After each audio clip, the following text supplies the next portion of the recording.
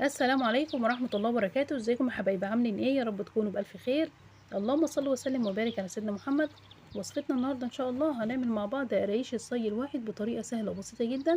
قرايش سادة مقرمشة وفي نفس الوقت دايبة دوب. هنعملها في الصي الواحد بدون تقطيع كتير، بدون خبيز على مراحل. وصفة سهلة، مقاديرنا كمان متوفرة في كل بيت. اهم حاجة ما تنسوش تدعموني بلايك وشير. ويلا بينا هنبدأ كده مع بعض وصفتنا.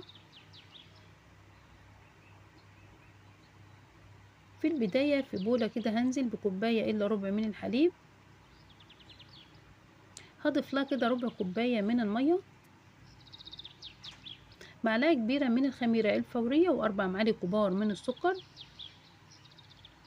المقادير هسيبها لكم مكتوبة في صندوق الوصف. هبدأ إن أنا أقلب المكونات دي كويس جدا مع بعض، أتأكد كده من ذوبان السكر معايا وكمان من جودة ونشاط الخميرة. هقلبهم كويس، هغطيهم واسيبهم كده لمدة 10 دقايق. هنكمل كده مع بعض باقي الخطوات.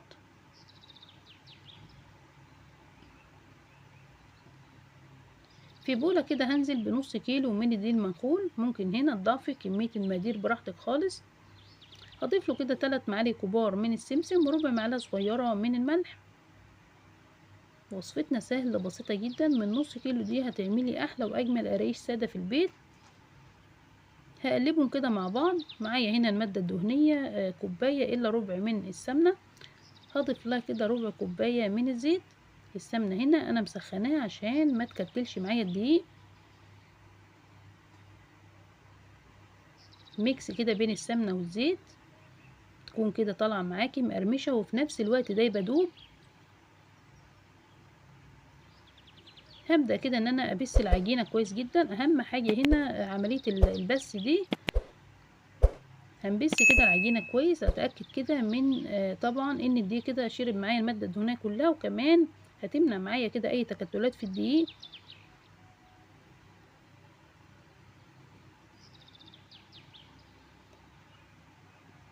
هبدأ كده بايديا الاتنين. طريقة البس دي سهلة جدا، بس هي طبعا اهم خطوة في القراقيش او النواعم عامة.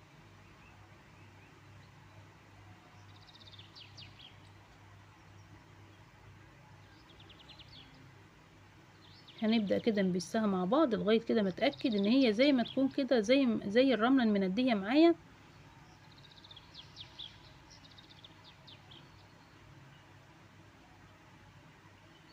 خلاص اتأكدت كده ان هي خلاص بس كده كويس جدا لغاية هنا. هبدأ كده انزل طبعا بالخميرة. هنزل كده واحدة واحدة، وهنا اهم خطوة برضو مش هنعجن خالص، احنا هنا هنلم بس العجينة عشان ما تعملش معايا عرق. هنزل كده بباقي طبعا الخميرة، وكمان هبدأ كده الم العجينة. هنلم كده من غير ما نعجن خالص.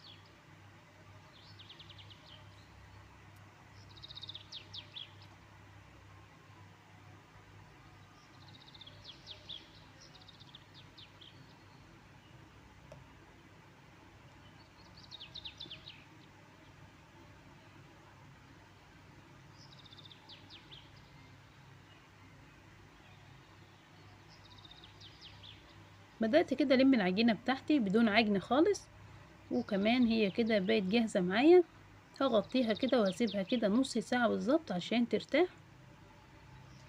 عجينة طرية. انا هنا مضفتش غير كوباية الا ربع من الحليب وربع كوباية بس من المية. معايا هنا صاج مش مدهون اي مادة دهنية، ومعايا كمان العجينة ارتاحت معايا نص ساعة. هبدأ كده افردها بايديا. العجينة ممكن نص كيلو ده هتفرديه في صاج 30 في 40. الصاج اللي معايا هنا 30 في 25. السمك بتاعه برضو كويس جدا. لو عايزة كده السمك بتاع القراقيش يكون رفيع شوية، هتفرديه في صاج 30 في 40، هيكون مناسب جدا برضو. هبدأ كده بإيديا، ممكن برضو تفرديها بالنشابة براحتك خالص. العجينة هنا طبعا أنا سبتها ترتاح، فهي سهلة معايا خالص في الفرد. هتعمليها كده طبعا في الصاج الواحد بدون تقطيع كتير، وكمان بدون خبيز على مراحل. الوصفة سهلة وبسيطة جدا. بدأت كده خلصت كده طبعا الفرد، وجبت كده كيس عشان أساوي كده السطح بتاعها. لو عايزة كده قبل ما تساوي السطح ترش كده رشة من السمسم، برضو بتديها طعم وريحة جميلة جدا.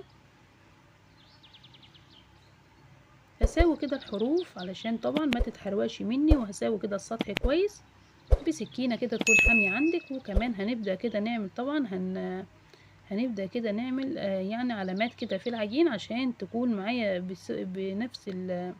بنفس الحجم مثلا، او تكون كده متساوية. يعني هنا عملت كده علامات علشان طبعا تكون معايا بنفس السمك. وبالسكينة كده هبدأ أقطعها. يعني قرايش الصاج الواحد من أسهل الطرق اللي ممكن تعملي بيها كده قرايش سادة في البيت. مش هتاخد منك وقت خالص، هو الوقت بس بتاعها في التخمير مش أكتر.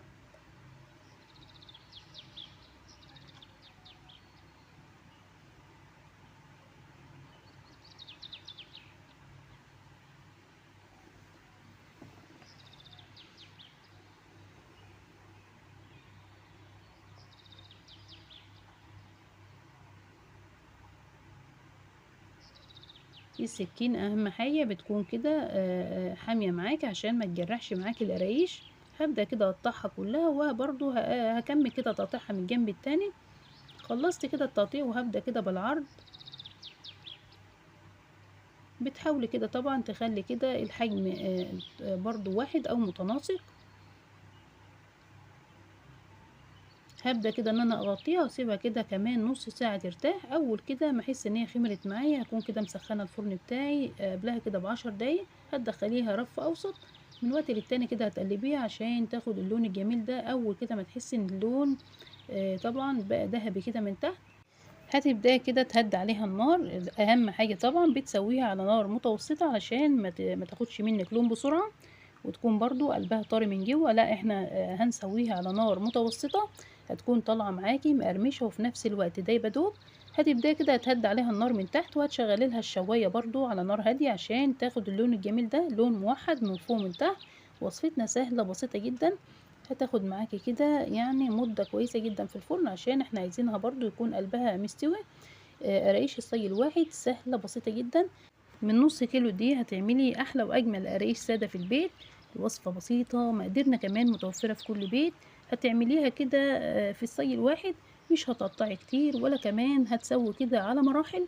الوصفة سهلة بسيطة، تاكليها بألف هنا كده، تنفع طبعا لزوم الفطار. ما شاء الله عليها، طالعة لون موحد من فوق من تحت، مقرمشة وفي نفس الوقت دايبة دوب. وصفتنا سهلة بسيطة ان شاء الله. اهم حاجة ما تنسوش تدعموني، دعمكم هيفرق جدا معايا وفي رعاية الله.